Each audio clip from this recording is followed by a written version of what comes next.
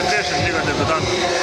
Aš manau, kad atkarpa, kurią paleidom prieš aikštę, neužpuolėm prieš aikštę ir to pasikoje mes nepataikėm tokių metimų, kurios galėjome mesti paprasčiausiai. Ir jie padarė skirtumą 10 taškų ir aš manau, tai davė labai didelis.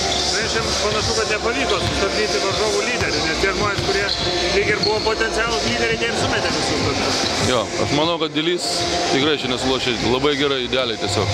Ir iš mūsų nei vienas nesugebėjo sustabdyti.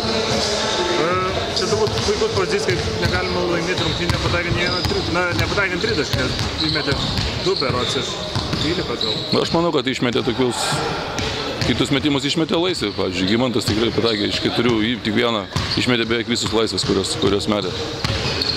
Na, aišku, kaip nepataikai, tai tada be abejo gynyba yra lengviau. Ar galima sakyti, kad komanda veikia svetimos aikštės kompleksas, nes 2 rungtynės išvyko yra abidvi tokios... Ne, nemanau. Paprasčiausia atkarpa viena, kurį tikrai mes prieš aikštę neužpuolėm ir aš manau, tai ir buvo nulemtas varžybos, pažiūrėjau. Treneriai šiandien turbūt pasimatė, kad ypač trūks jėgos po krepšio, ne? Ir jėgos po krepšio trūko ir gal trūko Mariaus Prekevičiaus, kuris tikrai būtų paaštrinęs žaidimą.